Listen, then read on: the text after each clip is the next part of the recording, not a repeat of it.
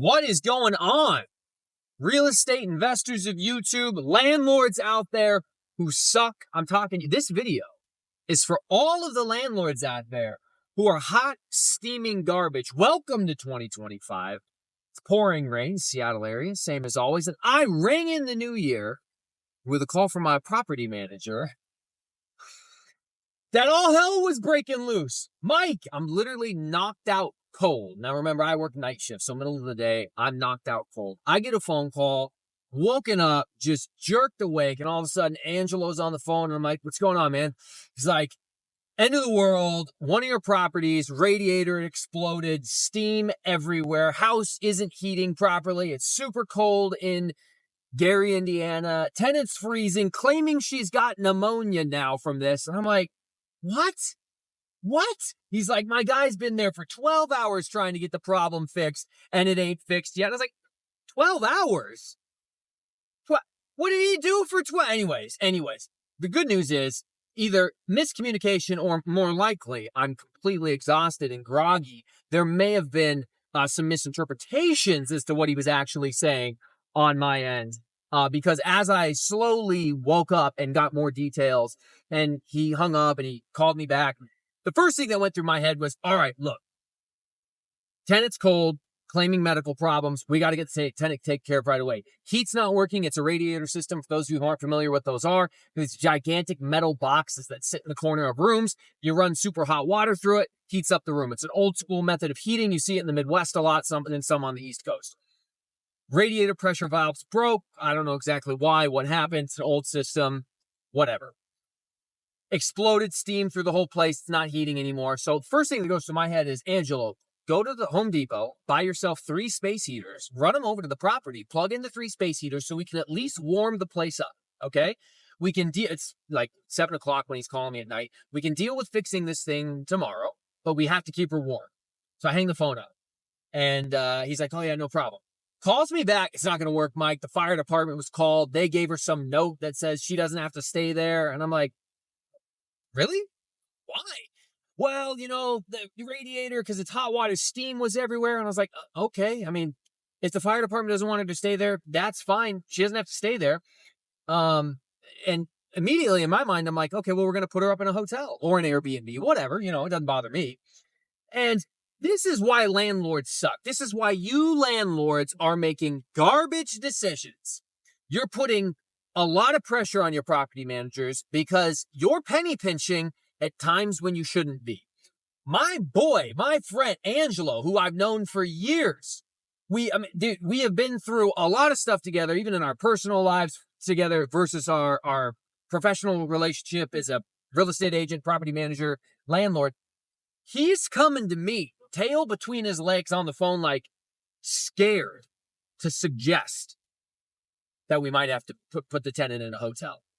And I made the suggestion. I was like, yeah, Angela, let's put her in a hotel. And he's like, are you sure? I was like, yeah, dude, well, what else if she can't stay there, she can't stay. What do you mean, am I sure? Yeah, put her in a hotel. Well, you know, it's, I mean, I didn't want to make that suggestion, man. Like, you know, I care about your money, which again, Angelo's G. Appreciate you. Shout out to my boy. Use him if you're in the Gary, Indiana area for property management and real estate agents. He's a great dude. Shout out to my boy who's taking care of my money for me. Nobody cares as much about your money as you, but Angelo comes in as a close second. He's trying to take care of me. He's like, oh, I didn't want to suggest this. I'm like, buddy, it's the right thing to do. It's the right thing to do.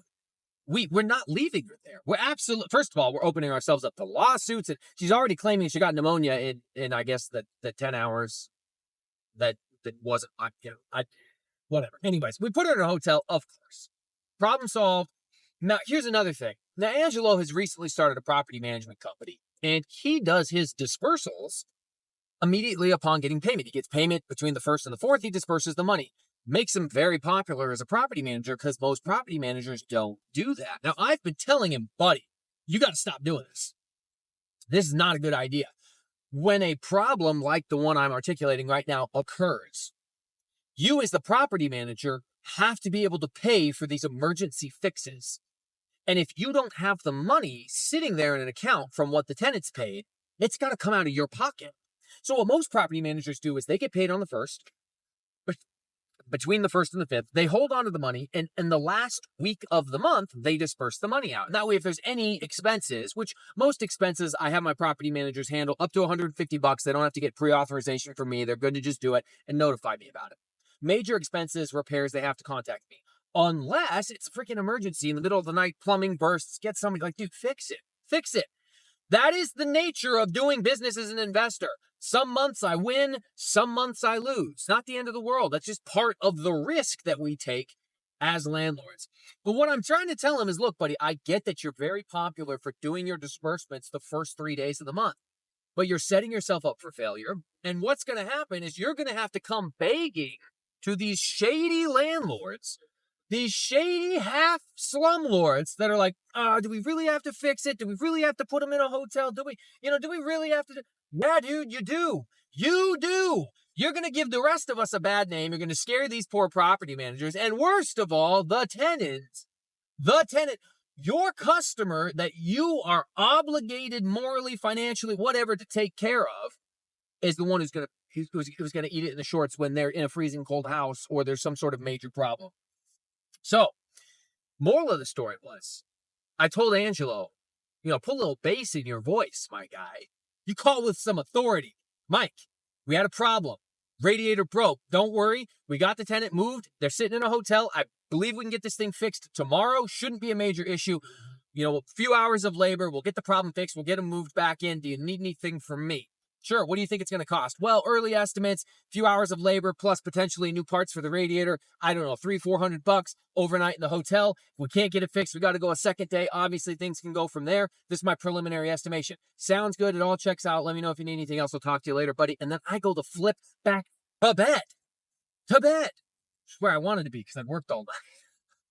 So anyways, other moral of the story. Landlords, stop being garbage. Okay.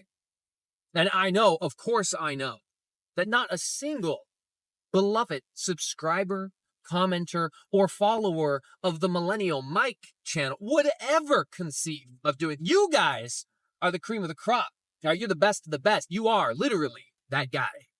And you're always going to be that guy.